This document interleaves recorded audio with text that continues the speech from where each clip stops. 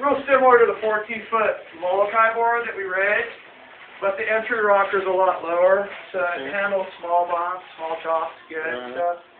I was just kind of thin the nose out, and I'm going to kind of scoop the deck out a little bit up front, give it a little bit more deck rocker, kind of just lighten it up a little bit. And then it has, you can see the footwells, kind of recessed, a little rise in the middle. And when we wrap it with carbon, all these little contours curve the carbon, and it helps stiffen the board up. So the carbon wraps over these curves and around the rails, and then it double wraps from the bottom up over this rail again. So you get like multiple kind of I-beam style construction on the rail. So it's just, you know, the board's 1 pound EPS, so it's pretty wobbly.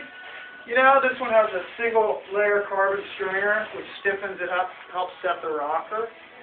So you don't change the rocker when you glass it. How does this differ to the other one? The concave, compared to the original SUP Race, the concave has been widened. You can kind of see the pencil line based on the concave. A single concave down the center of the board, and it has the panel release, kind of which lines up where your feet go on the bottom. Hard edge is brought up further, kind of brought up close to where your feet go, you know. So once you get the board to planing, it releases on the edge. You get more glide, you know. So that's kind of a little bit of what you pick up when you're riding bumping away. Just what the edge will do for you. And it's pretty stable for the, for the average racer? This one's 14 by 28, so it's super stable. And then you can see the rails are tucked under for a little bit of release, and it gives you more control when you're trying to turn it on waves. So. I mean, that can handle a more powerful pedaler, guy with a more kind of bigger stroke. And the wider boards tend to be better platforms for bigger guys with more torque in their stroke. Guys that are running a big blade, and they're basically counting on their muscle strength. You know, so they'll want a platform that's just solid, so they can put a full stroke in. You know, whereas like a guy like me, a lighter guy, tends to go for a more tippy board, but something that has less drag in the water. You know, because we don't really have the power to overcome it. You know, so we want the benefit of a faster hull. And coming out of the hole, for a heavier guy, something that's more stable would be better off, right? If you're coming around a buoy and having to like this actually has a nice big square tail. I don't know if you can see that with the cam, but you know, it's kind of a bigger square tail. The foil is pretty full out the tail, so the board sits pretty high in the water. Which is good. It allows the thing to glide more, less wetted surface area. Especially when you pick up bumps, it stays up on top really well.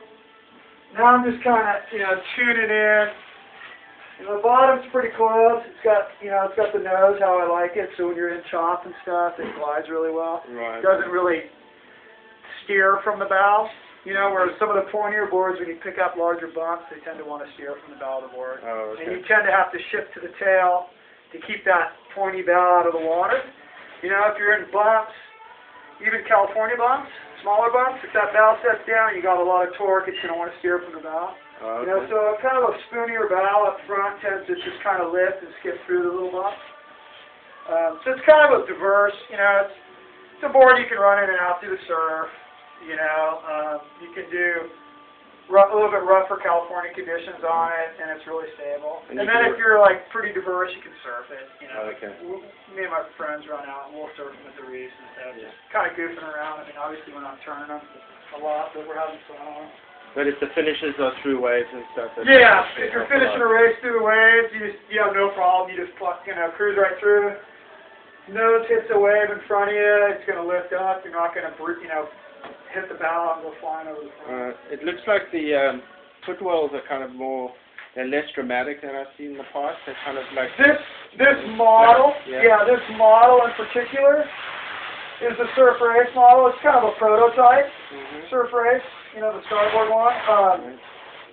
It's like 2.5 inches deep. So this would collect water. We put little scupper tubes in it to drain. So if water comes up, like you hit a bump, water comes up over into the footwell. It'll drain out through the tubes we put in. Just lower center of gravity gives you more control, makes the board even more stable. It's kind of has a little ramp on the side too, so sometimes, you know, if you're in quartering wind conditions, yeah, you can have one foot sitting here and you can kind of counter this foot back and put it on the rail. okay, Put pressure on this edge. yeah, yeah, And you can kind of use that edge in the water with your stroke to kind of lead your way into the wind. right, You know, so it's like little subtle things, you know, rather than paddling perfectly side by side, you might be like this. Wind changes, you might be the opposite. mm-hmm. You know, you go catch a wave and you're coming into the surf, you could be like foot here, foot here. You know, if it's set up right, you don't necessarily have to run all the way to the back. Keep the nose from curling. You know, you can just do it from the middle of the board. How would this be glassed? This one's going to be all carbon. Okay. So it'll be a single layer of what they call 6-ounce carbon on the bottom, wrapped up and around this rail. Okay, so that's one single layer carbon wrapped around. Then there'll be a deck patch put in pretty much right where you stand, another piece of carbon. Mm-hmm. That'll wrap the rail. So these rails right through here are going to have 2 layers and then a full sheet of carbon on the top. Okay. That wraps all the way around to the edge on the bottom. Right. So you end up with triple carbon, 6-ounce on these rails, and this kind of is what gives you your rigidity, you know, in the board. So when you're doing your stroke, board stiffens up. So we also lap a little more on the tail and in the nose, so we try to stiffen the boards up as much as you can. Okay. So you're not losing a lot of your energy with the flex, you know. Some guys are really good paddlers. They tend to, I've heard them talk about wanting to flex your board because they're using it to kind of hop in between the bumps. Right. You know, the majority of the paddlers, there's a few out there that like that. The majority of them, I think, are a little bit stiffer of a board. Tends to allow the power of your stroke to go straight to speed, you know. Losing it in the flex of the board. So what's this bottle full again? This is a SUP Race, 14-footer, California rocket. Oh, cool. Thanks, Brian. Yep.